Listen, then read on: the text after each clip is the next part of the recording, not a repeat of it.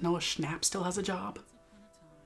That's a gay Twitter user's reaction to news that Melissa Barrera was fired from the Scream horror film series after comments on what were then the most recent developments in the Israel-Palestine-Hamas conflict. For context, Noah Schnapp is also an actor starring in that 80s nostalgia schlock show I've never seen, Stranger Things. Noah is an outspoken Zionist, for which he's received quite a lot of criticism on Twitter and, I assume, TikTok, but I avoid political TikTok because I can't imagine it's anything other than annoying. Noah is also gay, coming out on his own TikTok in 2023. So, in the performative anger on social media, algorithms are generally driven through rage. In order to critique this decision, Noah himself and Hollywood at large's handling of the events following October 7th, a Twitter user said, "But that Noah Schnapp still has a job?" Ugh. When accused of homophobia for using the F slur, people were quick to point out that the poster himself is gay, and that to a degree, we've reclaimed that word. I call bullshit.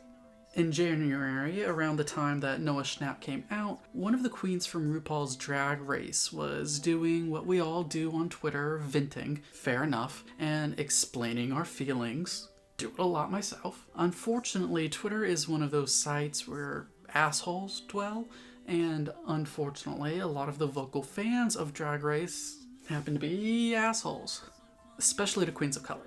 One of those fans responded with a read, and this queen responded to this random person on the internet, "Yes, you ugly f***." Later in that same year, continuing to vent, she called one of the queer judges on the show a f***. She and the judge later made up. I'm not trying to send any criticism or hate her way. I remember a lot of people on gay Twitter absolutely living for the January moment. She dragged that guy. LOL. Get it? It was fun to watch someone rake an asshole across the coals and then tell them that the ash on their cheeks is horrible contour. But her response wasn't a read. It wasn't a joke. It wasn't engaging with someone that she knows. It was angrily calling someone the F slur, which turned out to be a habit of this person. Much like that original tweet, the defense comes out, but she's queer, so she gets to. We're reclaiming that slur, and that gives us permission to use it as a slur. I think there are two parts to this defense, applied in both of these cases. One, these slurs are supposedly reclaimed. And two, the person on the receiving end is a baddie. One, Reclamation. Let's talk about the word queer. In recent years, I've come around to the word. It's quicker to say than LGBT. I like it as an umbrella term and as a self-identity marker from me, myself. I'm a gay man and I'm queer. I like the old school association with odd, different, almost dreamlike in its existence. I map myself onto the strange and distant, the absurd, so queer seems to combine different aspects of myself. At the same time, queer is a slur, or rather it can be. I often stiffen when someone uses queer as a noun rather than an adjective. That's often when it enters slur territory. A queer, those queers. I'd say on the scale of slurs, queer is the bitch to well, to a degree. Both Tier 1 pejoratives have been, to some degree, reclaimed, and both Tier 2 slurs have more socially acceptable uses in Britain. It is interesting that bitch holds on to the derogative nature more so than queer does. In that case, I think we're witnessing, in real time, an attempt to move from Tier 2 to Tier 1. Queer no longer holds that snappy rudeness that it once did, so there's an absence there, and some people want to fill that. If you've been on the internet in recent years, you'll probably have noticed that there is a trend amongst younger LGBT people to use the word queer in a reclaimed way. Look at me.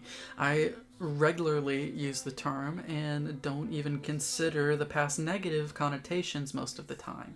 According to an article in Columbia Journalism Review by Meryl Perlman, queer started being used against us queers in 1914. Perlman says even then it was used without ill intent by some LGBT people.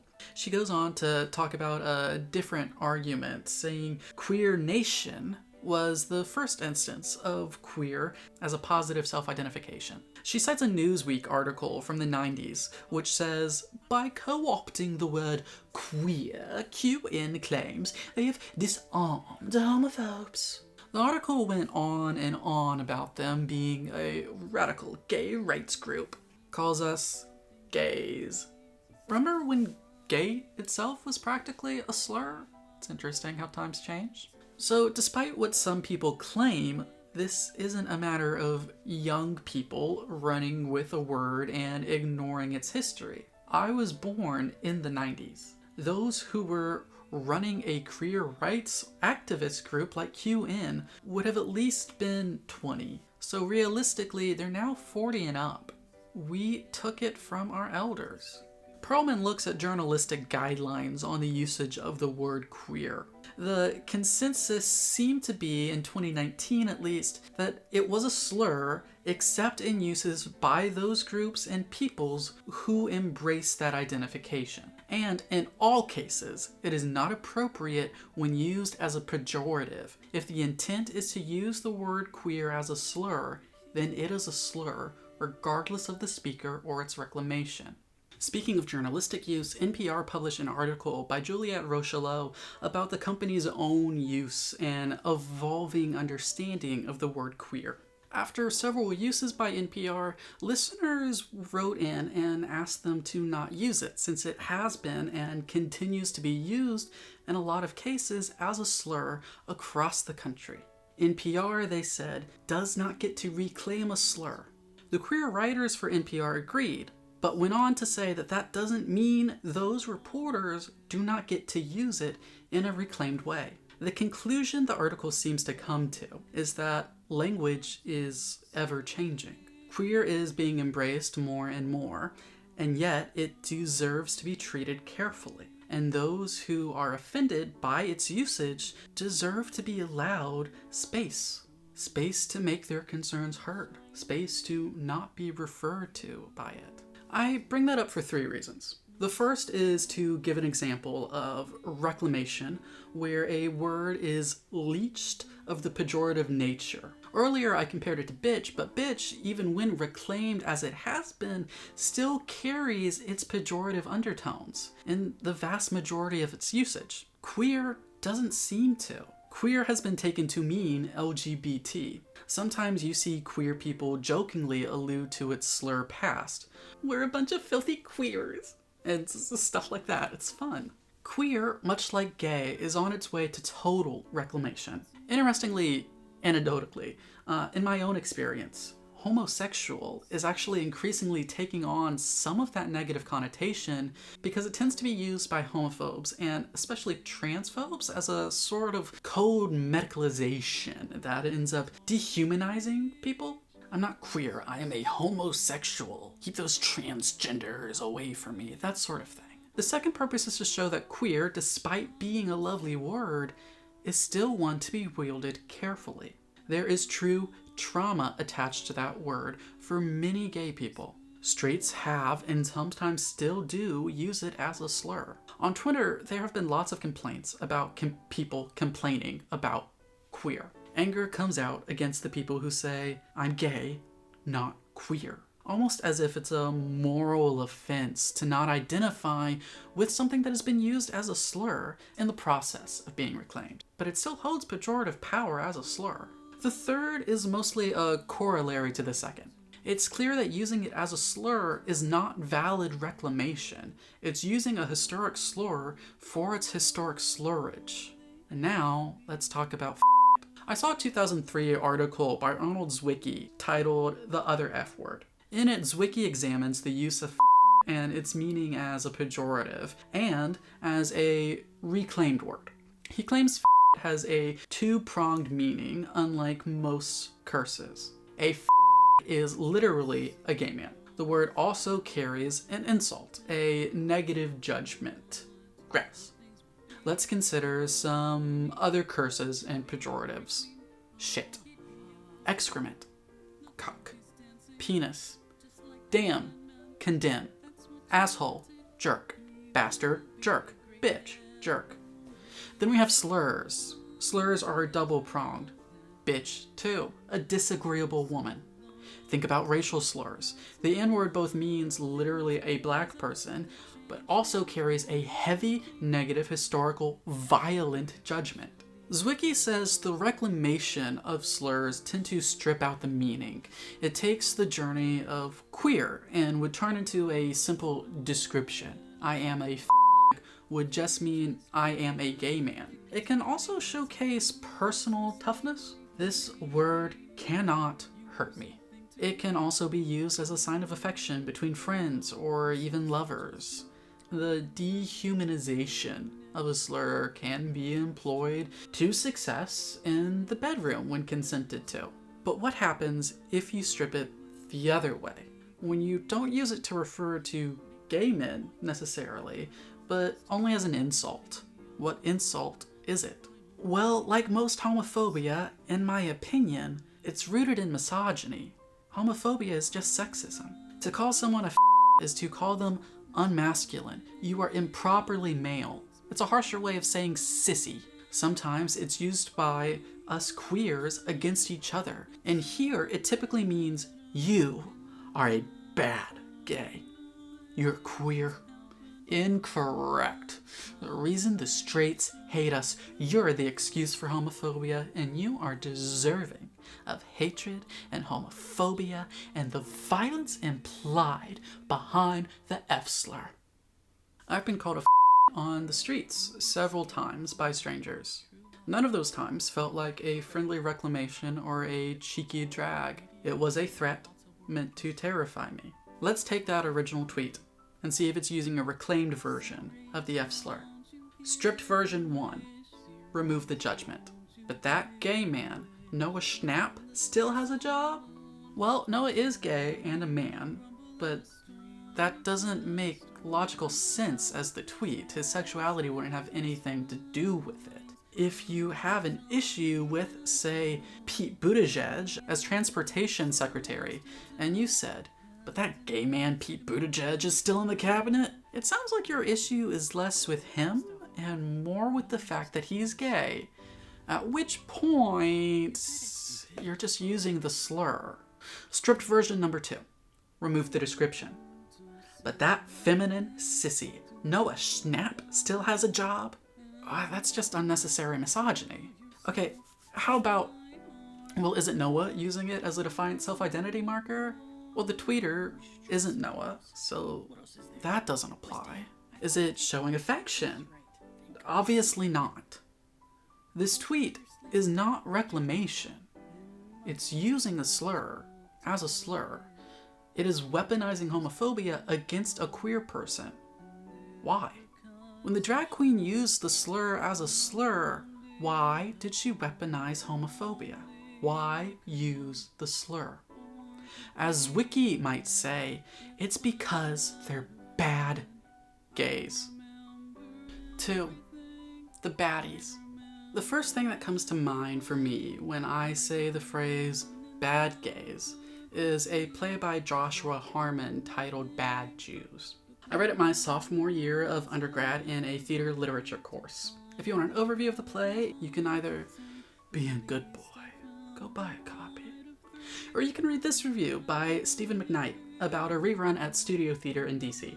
While looking to refresh myself on the play, I came across a book review in the Washington Post by Jane Eisner about a different book titled Bad Jews. In her review, Eisner recalls an incident in which she was first made to feel like a bad Jew by a relative for a religious practice her grandmother happened to disagree with. In the review, Eisner alludes to Jewishness as being, at least in secular America, a sort of social construction where the rules of who is and isn't included are often fought over both out of love and out of vitriol. It seems, in her opinion, the title traps the book. When looking for the bad Jews, the real goal is often less to exclude others from Jewishness, but more to make sure that they themselves are a good Jew. In an episode of NPR's Code Switch, co-host Karen Grigsby Bates interviews Harvard law professor Randall Kennedy about the N-word. Kennedy asserts that he only really cares when the word is used as a slur. He then relays later on in the interview how often the word was used in his own house growing up, sometimes in a fun, reclamatory way.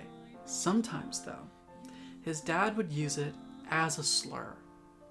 And Uncle Tom, a black man uses that word as a slur when he's determined that someone is a bad black. That's what's at play when Zwicky talks about bad gays. I found myself reliving an embarrassing part of my youth, reading those last few paragraphs of his article. I went to a high school in a small town in Kentucky. I graduated with about 100 people. I came out to the majority of my friends sophomore year and to the rest of my grade the next year in an English speech about alternate universes and the power of war. I don't know, it was lame. There weren't many out gay guys at the time, and those I knew were loud or girly or just generally got on my nerves in some way. When the friends of friends were with me and asked about them with a laugh, I would willingly and readily say, I'm not a like those guys. They were bad gays. In this case, that meant flamboyant, insufficiently calm, not masculine. I was never masculine myself, though. It was a defense against being labeled. In this, I was being both homophobic and sexist, partially to express annoyance, partially to entertain those laughing dudes, and mostly to distinguish myself. I am not like them. If a homophobic slur is going to be used, they're the ones who deserve it, not I. You often see this pick-me type of self-preservation bigotry in conservative queer people. In the play Angels in America, Roy Cohn, conservative lawyer and Trump mentor, insists that he's not gay. He has sex with men, sure. He wants sex with men. He's only attracted to men, but he's not gay. Gay is the word for those political brats, those annoying democratic masses advocating for things, the ones who deserved violence and hate and slurs. He's a homophobe. That's easy to say, but it's important to remember that Cohn worked with Senator McCarthy. Together, they led the scares Red and Lavender, bisexual lighting. Cohn likely could never identify as gay because, for him, that word was anti-American.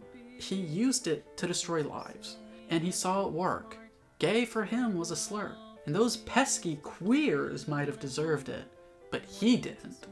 ContraPoints goes into this idea too on her video Cringe. In it, she talks about the instinct amongst trans people to distinguish themselves from the bad transgenders.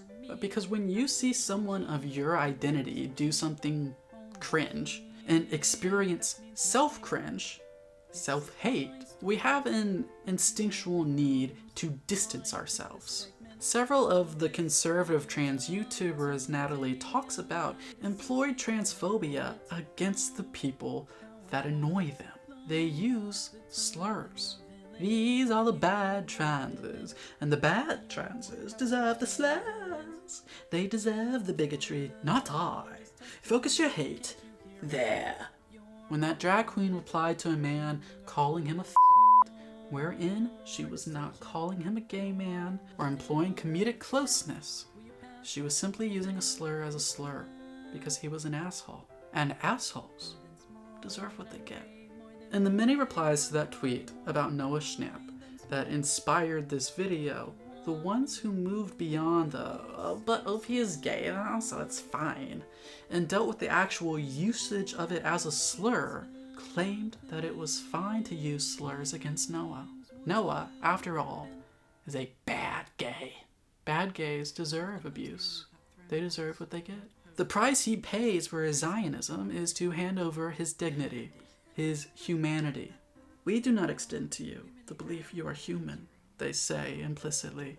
You deserve to be dehumanized and abused.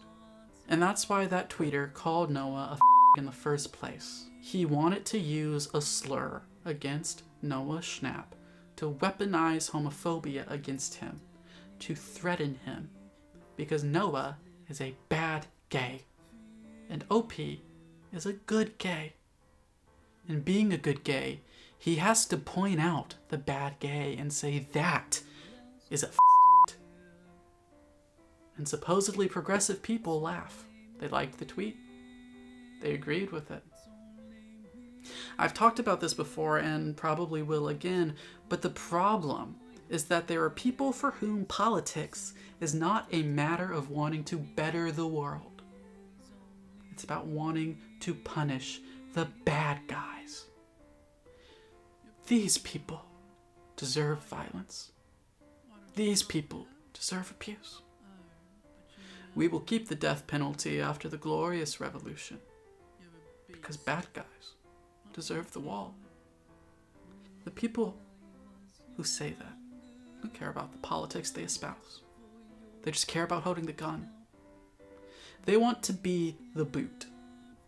If you venture into the mentions of Will Stancil on Twitter, you'll find a bunch of leftists who call him a neoliberal moron while espousing the need for compassion for the less fortunate, for those injured by the economy, by Israel, by the US, and then they tell him to go kill himself. He deserves to be murdered for the crime of disagreeing with them. He is a bad progressive. They are the good progressives. So they have to lob abuse at him to distinguish that he is different from them. He deserves abuse. They do not. The internet loves this sort of shit. Take a look at Sarah Zed's The Panopticon of Westham Caleb or ContraPoints' canceling. The internet is obsessed with finding bad guys and laughing in joy at the abuse thrown their way. During the 2020 primaries, the supposed leftist Teenage Weekend at Bernie's campaign for Mike Gravel pushed out the former senator to say that then Mayor Pete Buttigieg was running only on the fact that he's gay, and that queer people supported him only because of that. It harkened back in my mind to those people who would say Obama only won because he's black.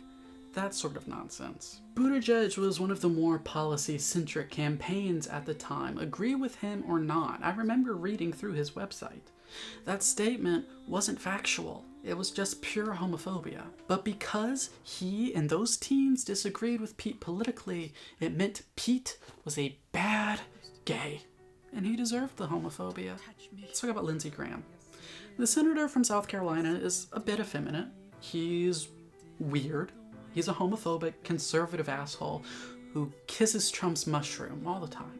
In 2020, people claimed Graham is known by male sex workers as Lady G. The internet took this and exploded.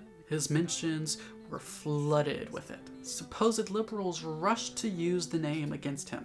They defended this by saying that Graham is a homophobe, and he deserves the abuse. He is a bad gay, though there's been no confirmation on his sexuality. But let's take a step back. Lady G. We're associating homosexuality with femininity, with being incorrectly gendered. To be gay is to be a woman, and we all know being a woman is the worst. Again, homophobia is just an offshoot of sexism. By using his potential sexuality as a way to attack his maleness, the commentators were basically calling him a We all remember the constant fat jokes at the expense of Donald Trump, and I'm not going to defend him, but they were made because he's a bad fat and deserves to have his fatness used against him as a moral category.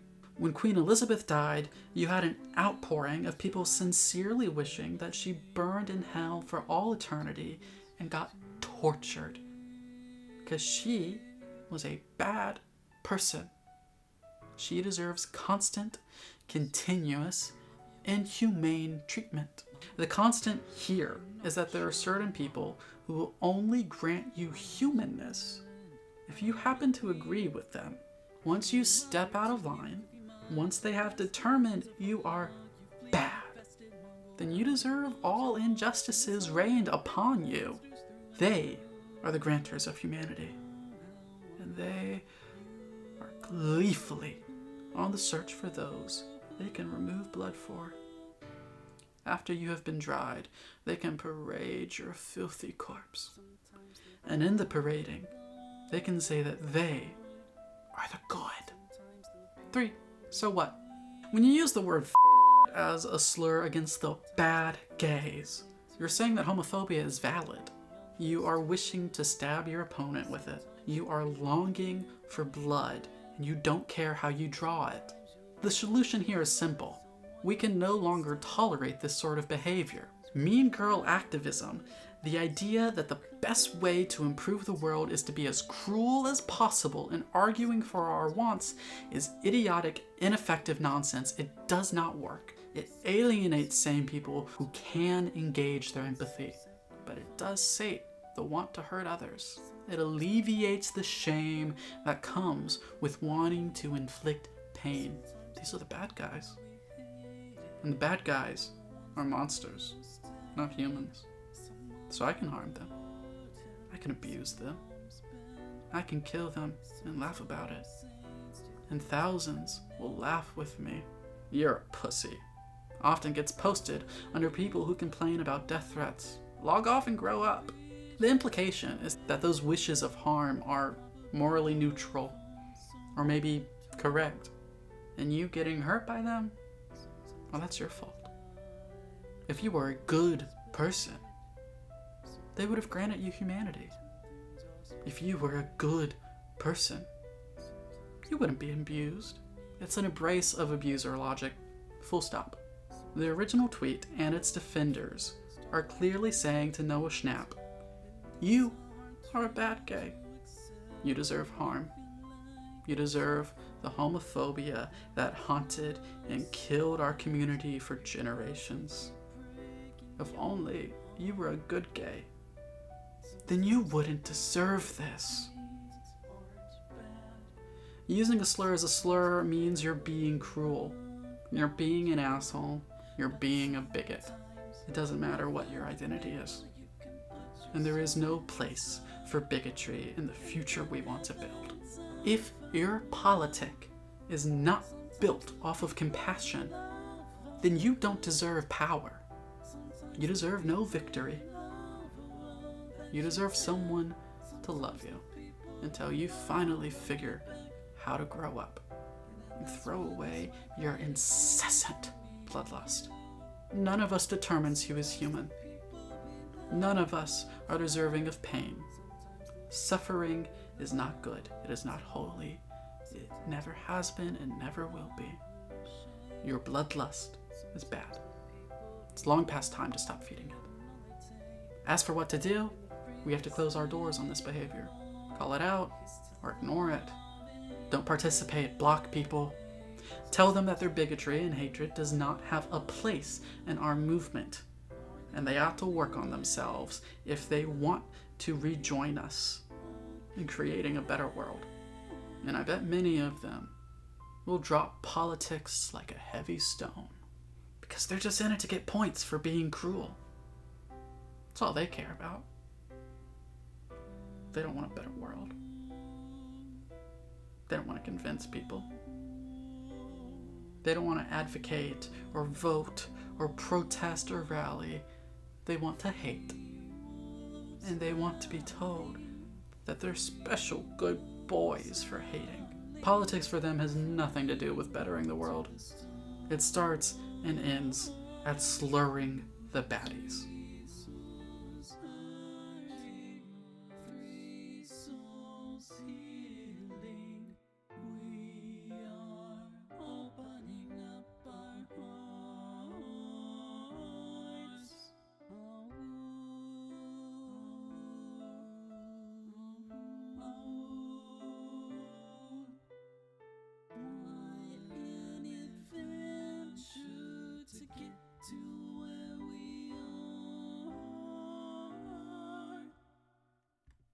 or between the time I scripted this video and actually got around to recording it, because I am a little bit lazy, oh well, there was this satire Twitter account which posted a photo of Noah Schnapp and then a follow-up photo of an array of sex toys.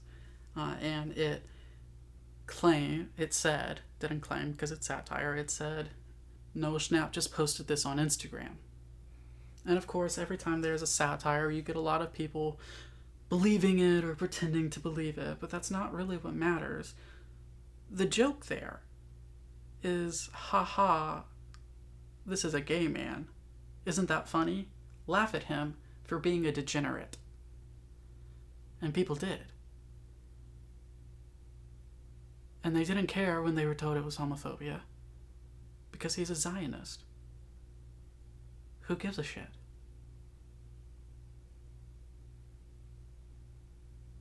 And I've thought about that a lot, you know.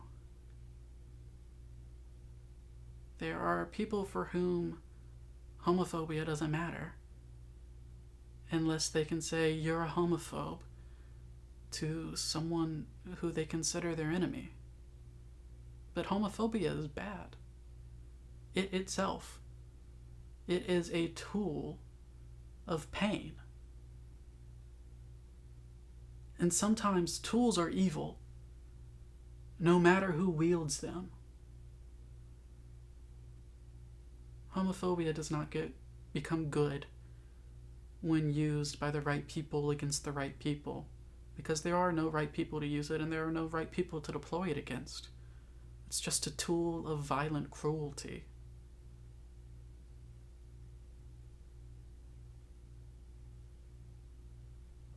There's this instinct when this desire is critiqued on people who are on my side to say that then you must agree with our opponents. You must want us to take the high road and never do anything. You have more empathy for these people who are causing pain than you do for the less fortunate. You know, who are you to critique the violence of the oppressed? There's an idea that we are beyond critique because critique will destroy our fragile systems. We cannot bear it. But we can. The point of criticism, especially of those you agree with, is so that we can do better. Because the goal should be a better world. The goal should be leaving this place better than what we found it.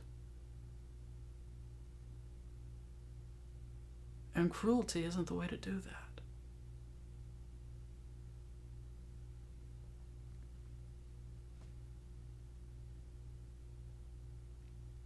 There are people who like to pretend that they would rain bloodshed upon their enemies if given the chance.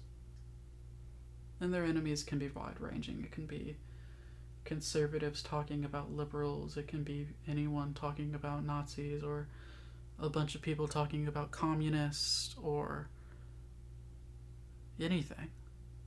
And they talk about how their bloodshed will be righteous because they'll deploy it against the right people, the degenerates, the evil ones. I myself am moral. I am the ultimate judge, and I will make no mistake. But no one's perfect. None of us are gods. And if we were, we certainly wouldn't be infallible. I'm for universality in human rights. My ultimate end goal is, I suppose, a sort of global unity, liberalism to the extreme, human rights. You know, don't want anyone to be abused anywhere simply because of where they happen to be born. But I'm not willing to do hurt to get there. I don't think you should either. That's it. No, I'm rambling at this point. Call me naive. Call me an idealist. I'm not a materialist, that's for sure. Words matter. Tools matter. Who we choose to be and who we choose to accept ourselves to be matter.